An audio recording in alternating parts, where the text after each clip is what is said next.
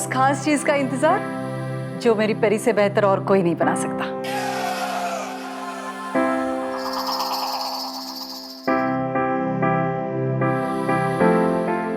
अब पर ये सब खाने से पहले मैं आप सब लोगों से कुछ टेलिंग करना चाहती हूँ।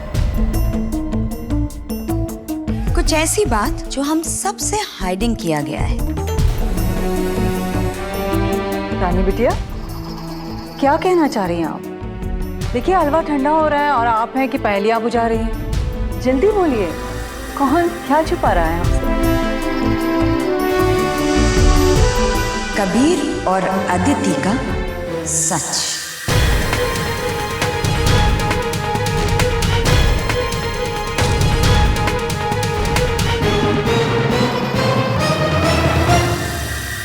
हेलो कबीर, ये आपने अच्छा नहीं किया। क्या हुआ ईजा? क्या हुआ? आप मुझसे पूछ भी कैसे सकते हैं कि क्या हुआ? आपसे उम्मीद नहीं थी मुझे।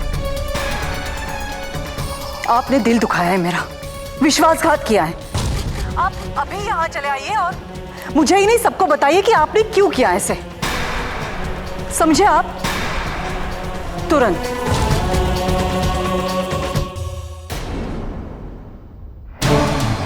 क्या बात हो सकती है? कहीं ईजा को सच तो नहीं पता चल गया?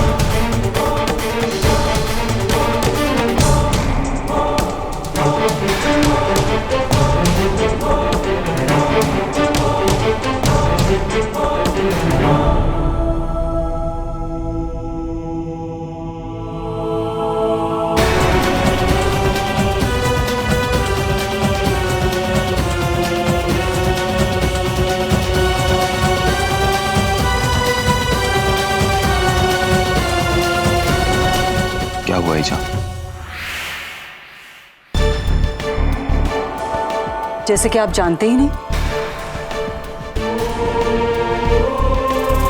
आप मुझे समझाइए कि आपने क्यों किया ऐसे।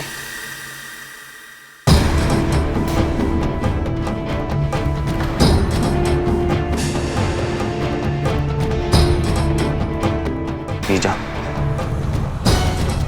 मेरे लिए समझाना बहुत ही मुश्किल होगा, लेकिन मेरा इरादा किसी को तकलीफ पहुंचाने का नहीं था।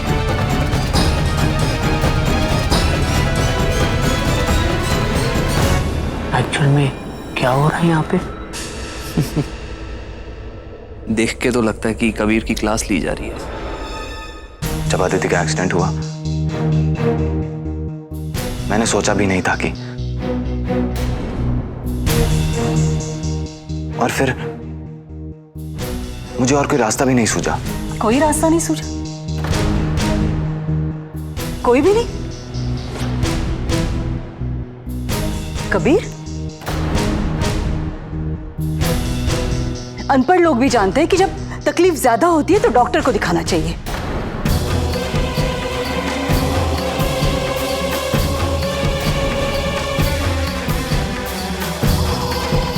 आप तो इतने पढ़े लिखे हैं, फिर भी मुझे समझ में नहीं आता।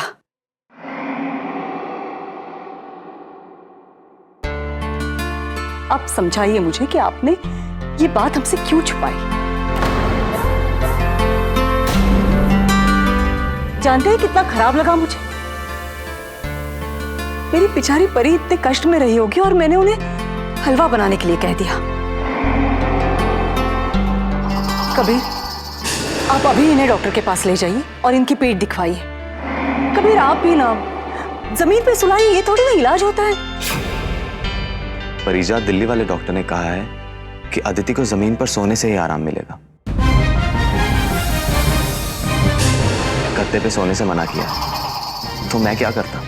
अगर ऐसा है तो आप भी परी के साथ जमीन पर ही सोइए।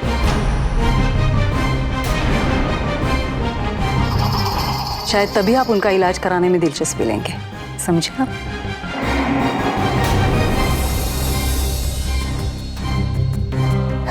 ये तो अच्छा हुआ कि रानी बिटिया ने मुझे बता दिया, वरना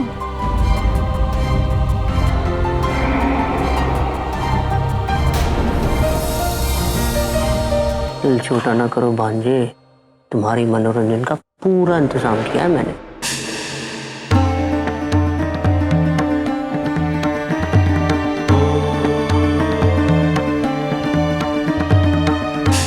मतलब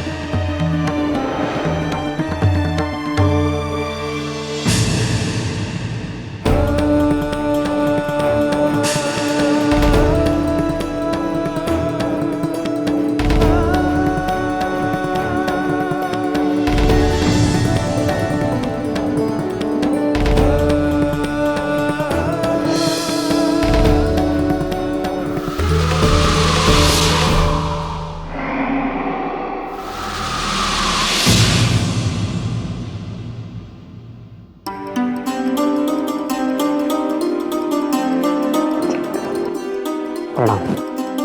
अरे अरे अरे पहले ये को तो स्वागत करने दो। गुरु माँ, ईश्वर तुम पर और तुम्हारे सारे परिवार पर सदा कृपा दृष्टि बनाए रखे।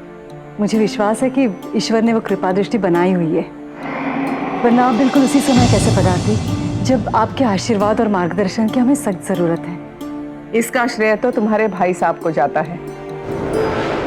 मैं माता के दरबार में ध्यान में थी, ये वहां आए मुझे ढूंढते ढूंढते और बोले कि तुम्हें मेरी आवश्यकता है, मुझे आना ही होगा, और मैं आ गई। भैया, आप नहीं होते तो मेरा क्या होता? आप तो अपने आप से ज्यादा मेरे बारे में सोचते रहते हैं। जब देखो दीदी दीदी। मान गए मामा, क्या चाल चली है तुमने। अब गुरु माँ आ ही गई है तो बिना मिसेस अदिति जायसवाल का हाथ पड़े यहाँ से जाने वाली, और हाथ पड़ने के लिए दस्तानों का उतरना जरूरी है। और वैसे भी गुरु माँ को मना कौन कर सकता है। मैंने कहा था ना भांजे, तुम्हारे मनोरंजन का पूरा इंतजाम किया है।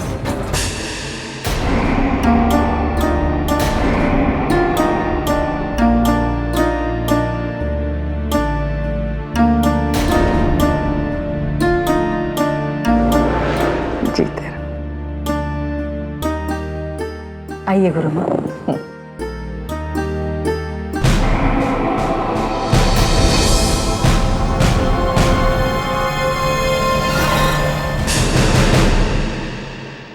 आइए गुरु माँ।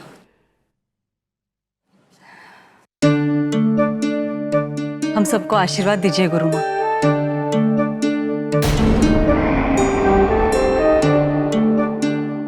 गुरु माँ, द ब्लेस्ड। जो खोया है वो कभी तुम्हारा था ही नहीं।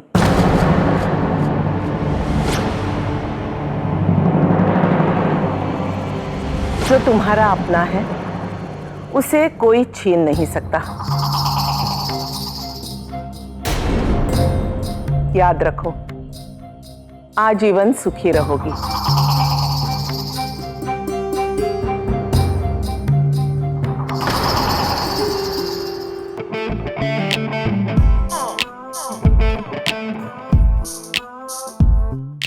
खुश रहो।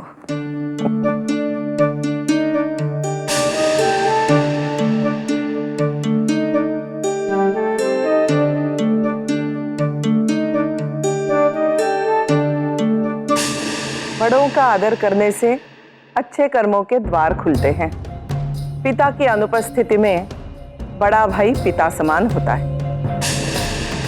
उनका उसी भांति आदर करो, आजीवन प्रगति करोगे।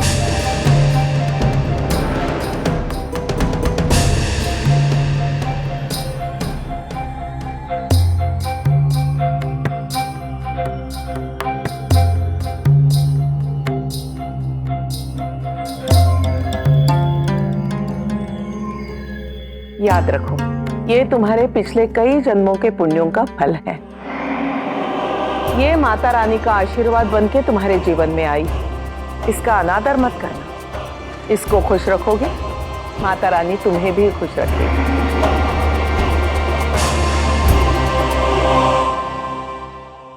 सुखी रहो। आपसे तो कुछ छुपा नहीं है गुरु माँ। ऐसा लगता है कि हमारे चेहरे को देखकर आप मन की गहराइयां भाप लेती हैं। सुखी रहो। प्रणाम।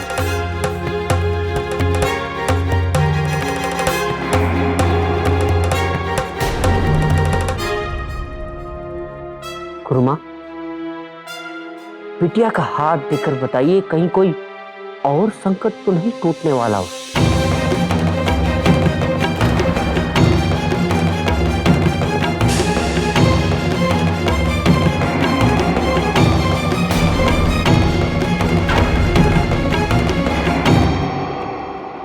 अरे गुरु माँ इतना लंबा सफर तय करके आई हैं और आते ही उनको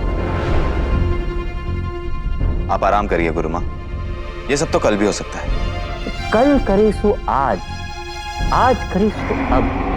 क्यों गुरु माँ? तुम्हारे मामा जी ठीक कह रहे हैं। मैं इतनी दूर से केवल इससे मिलने आई हूँ, फिर कल तक प्रतीक्षा क्यों? आओ बेटी, बैठो।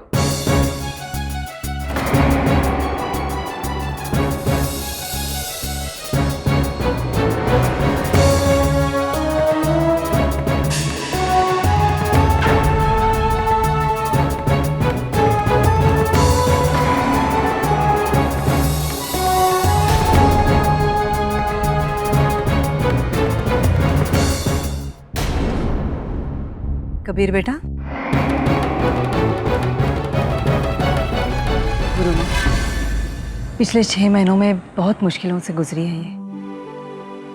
बहुत कष्ट झेले हैं इन्होंने। आप इनका हाथ देखकर एक बार बता दीजिए कि आगे सब कुछ ठीक है ना, और कोई मुसीबत तो नहीं आने वाली, और अगर है भी तो उपाय बता दीजिए।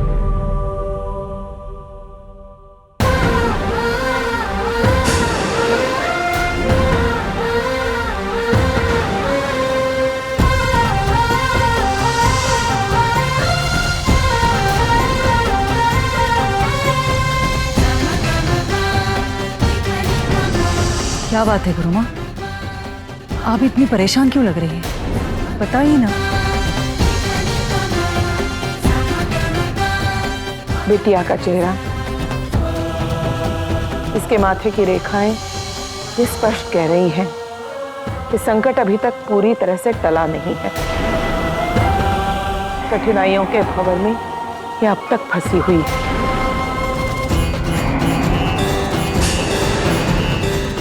ये क्या कह रही हैं आप? कौन सा संकट? कैसी कठिनाइयां गुरु माँ?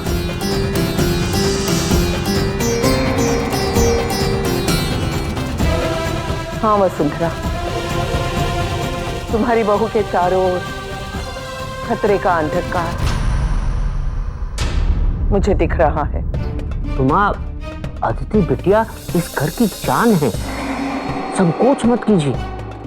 बिटिया का हाथ देकर साफ साफ बताइए।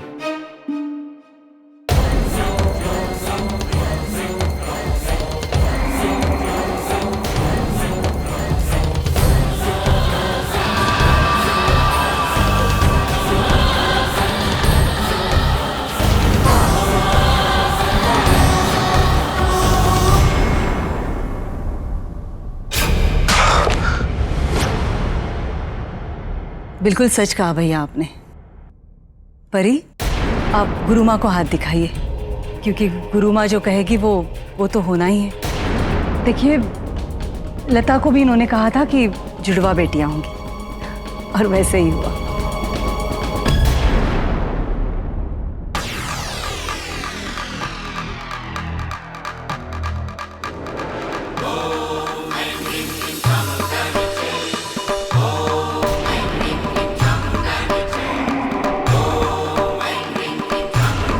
अपना हाथ दिखाओ बेटा।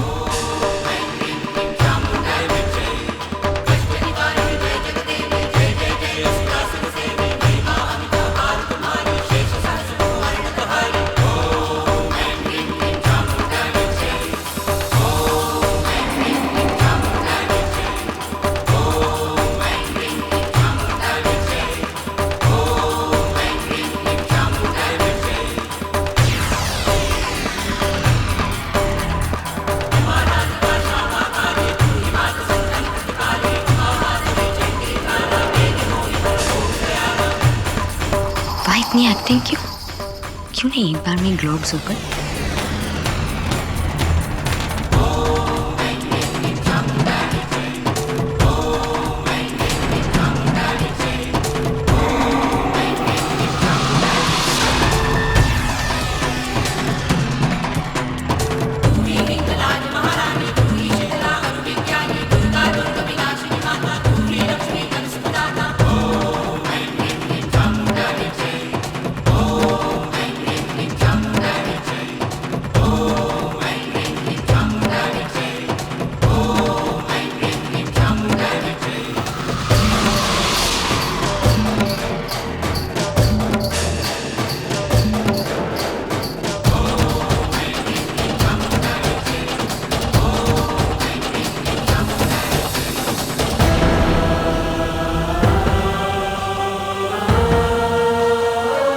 अगर इसकी मेहंदी उतर चुकी थी तो इसने मुझे क्यों नहीं बताया? मेरे साथ छल करने की कीमत तुम्हें चुकानी पड़ेगी नेहा।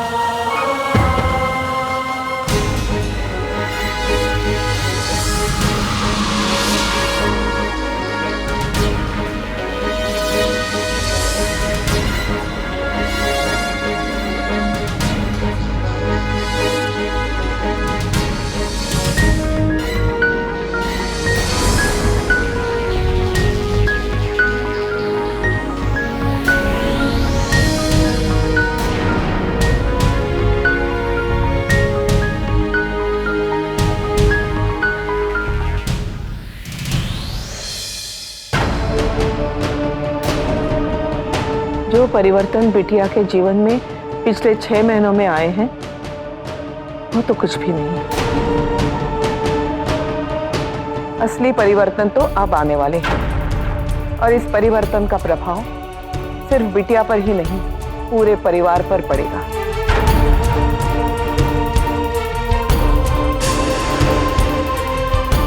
बिटिया को सावधान रहने की आवश्यकता है। एक कदम भी गलत पड़ा तो गुरुमा कृपा करके साफ साफ बोली, सच कितना भी भारी हो हम सब सुनने को तैयार हैं। स्पष्ट शब्दों में कहो तो मृत्यु का भय है।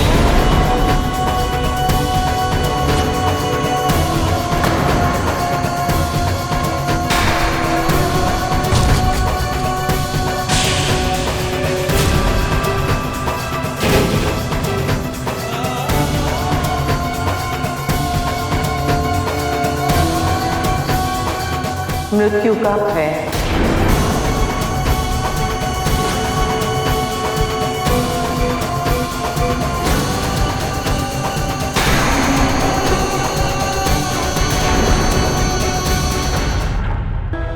मेरी परी को? हाँ वसुंधरा,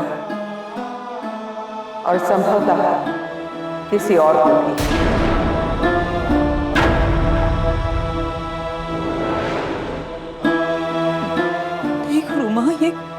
ये क्या कह रही हैं आप? मेरी परी को कुछ नहीं होना चाहिए। आप उपाय बता दीजिए। चाहे आप हमारा सब कुछ ले लीजिए, लेकिन उपाय बता दीजिए। मेरी परी को संकट से बचा लीजिए आप गुरु माँ। इसीलिए तो मैं यहाँ उपस्थित रही हूँ। तुम तनिक भी चिंता ना करो, सही समय आने पर मैं उपाय जरूर बताऊंगी।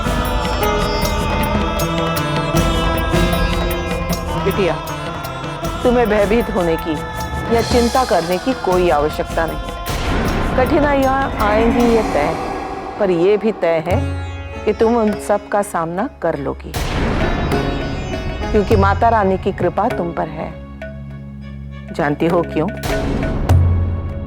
क्योंकि तुम भली हो, नेक हो, निश्चल हो। तुमने कभी किसी का बुरा नहीं चाहा है।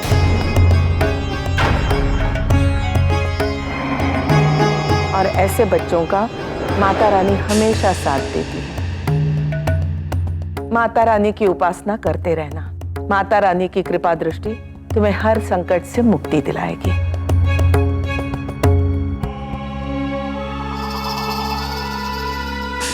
ये हो क्या रहा है? सबको अदिति होने का यकीन कैसे दिला रही है ये? मामू का भी ये प्लान बेकार हो गया। अब मुझे ही कुछ करना होगा। खुश रहो। चलिए गुरु माँ, आराम कीजिए। अब आराम कहाँ, सोच रही हूँ यहाँ तक आई हूँ तो और भक्तों को भी आशीर्वाद देती जाओ। लेकिन आप तो अभी अभी आई हैं और अभी जाने की बात कर रही हैं, हमें सेवा का मौका नहीं देंगी? तुम्हारे पास दोबारा तो आना ही पड़ेगा, बहुत जल्दी, तब रुकूंगी।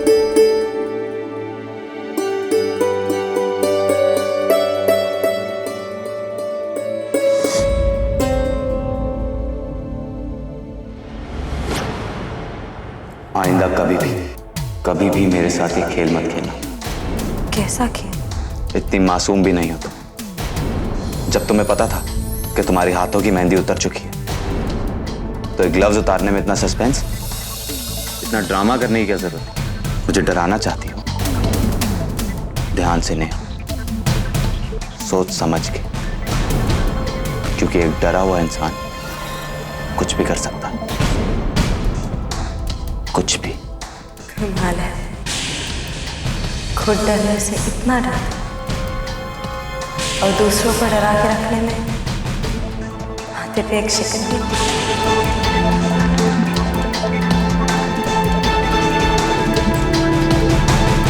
आज हम फिर बच गए कबीर, लेकिन ये सब ज्यादा दिन तक नहीं चलेगा, क्योंकि तुम्हारा जो ये प्लान है वो एक बॉम्ब की तरह है जो कभी भी फट सकता है। सिर्फ अदिति की दौलत पाने के लिए तुम अपनी माँ से झूठ बोल रहे हो?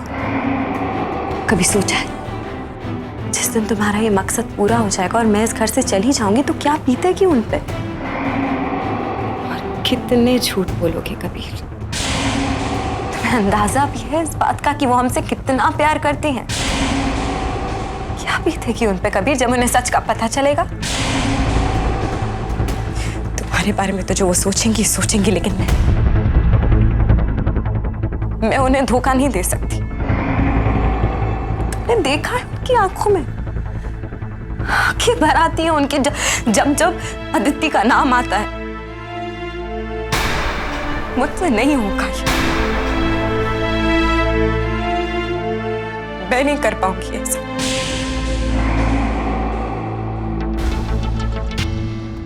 धोखा तो तुम्हें देना ही पड़ेगा। नहीं, अब वो तुम ईजा को देना चाहती हो या ऋषि को? इन दोनों में से चूज कर लो, और कोई ऑप्शन नहीं है तुम्हारे पास? ऑप्शन है कबीर, एक और ऑप्शन है।